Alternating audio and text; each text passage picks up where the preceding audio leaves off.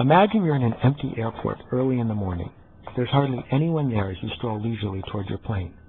Suddenly, someone walks up to you and says, "Excuse me, can you tell me how to get to gate 7? Obviously, you weren't hoping for or expecting someone to come up and ask this question. But since he looks nice enough and you've got a spare second, you interrupt your train of thought and point him on his way. Now imagine the same airport, but it's 3 in the afternoon and you're late for your flight. The terminal is crowded with people, all jostling for position. You've been approached 5 times by various faux charities on your way to the gate, and to top it all off, you've got a headache. Same guy comes up to you and asks the same question. Odds are, your response will be a little different. If you're a New Yorker, you might ignore him altogether. Or you may stop what you were doing, say sorry, and then move on. A third scenario is even worse. What if he's the 4th, or the 10th, or the 100th person who's asked you the same question? Sooner or later, you're going to tune out the interruptions. Sooner or later, it all becomes background noise.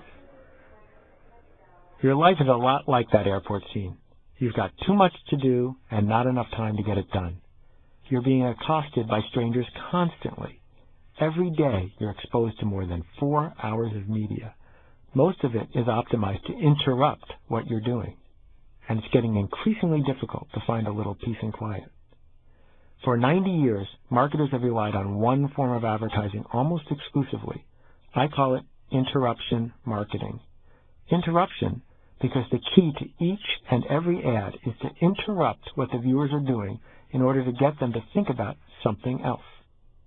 And as the marketplace for advertising gets more and more cluttered, it becomes increasingly difficult to interrupt the consumer.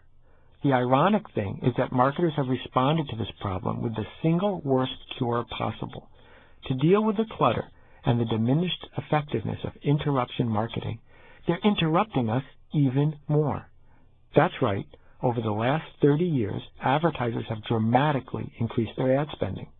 They've also increased the noise level of their ads, more jump cuts, more in-your-face techniques, and searched everywhere for new ways to interrupt your day.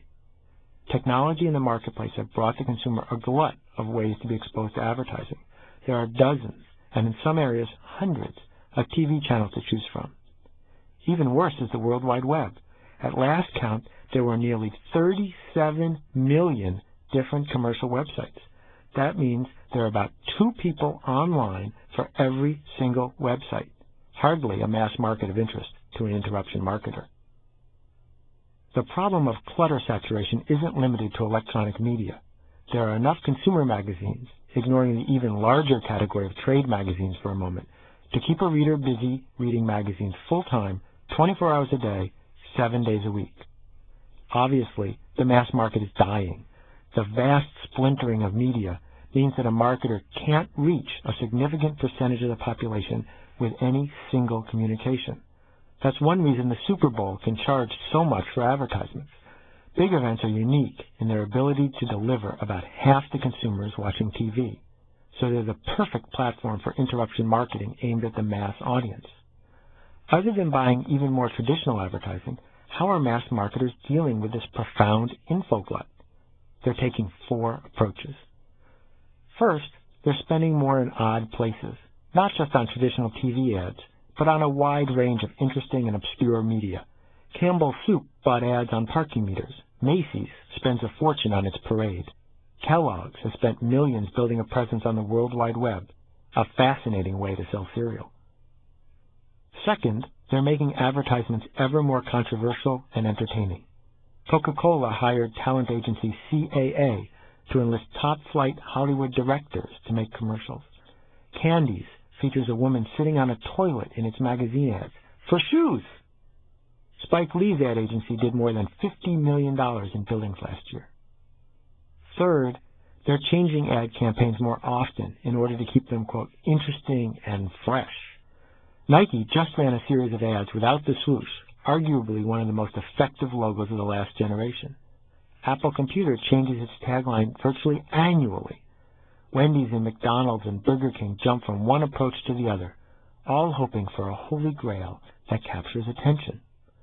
The fourth and last approach, which is as profound as the other 3, is that many marketers are abandoning advertising and replacing it with direct mail and promotions.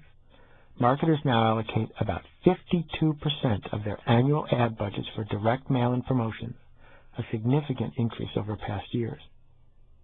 Even though they work better than advertising, direct mail promotions are astonishingly wasteful. A 2% response for a direct mail campaign will earn the smart marketer a raise at most companies, but a 2% response means that the same campaign was trashed, ignored, or rejected by an amazing 98% of the target audience.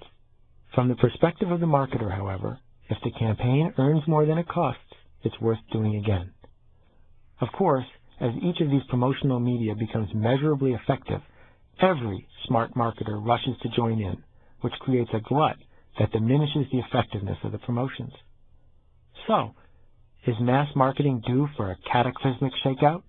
Absolutely. A new form of marketing is changing the landscape, and it will affect interruption marketing as significantly as the automobile affected the makers of buggy whips. What if you could turn clutter into an asset? What if the tremendous barriers faced by interruption marketers actually became an advantage for you and your company?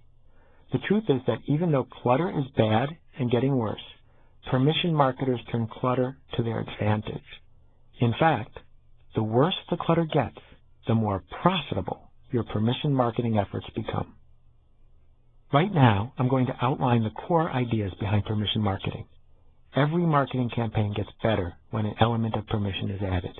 In some cases, a switch to marketing with permission can fundamentally change a company's entire business model and profit structure.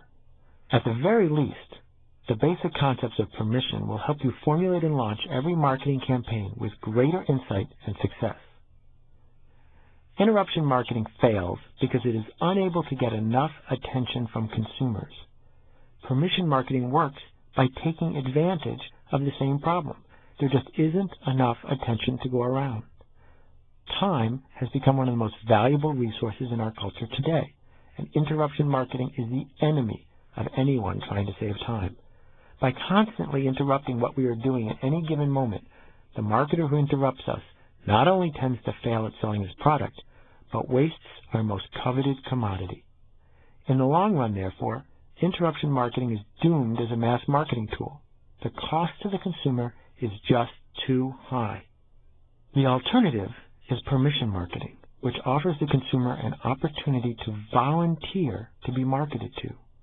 By talking only to volunteers, permission marketing guarantees that consumers pay more attention to the marketing message. It allows marketers to tell their story calmly and succinctly without fear of being interrupted by competitors or interruption marketers. It serves both consumers and marketers in a symbiotic exchange. Permission marketing encourages consumers to participate in a long-term, interactive marketing campaign in which they are rewarded in some way for paying attention to increasingly relevant messages. Imagine your marketing message being read by 70% of the prospects you send it to, not 5% or even 1%.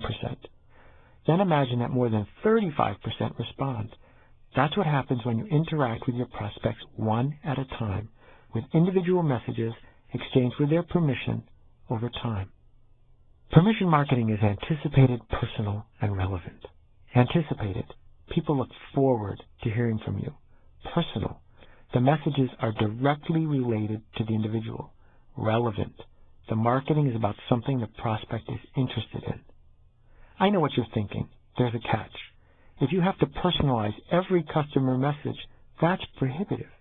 If you're still thinking within the framework of traditional marketing, you're right. But in today's information age, targeting customers individually is not as difficult as it sounds. Permission marketing takes the cost of interrupting the consumer and spreads it out over not one message, but dozens of messages. And this leverage leads to substantial competitive advantages and profits. While your competition's interruption marketing techniques are turning in mediocre results, your permission marketing campaign is turning strangers into friends and friends into customers.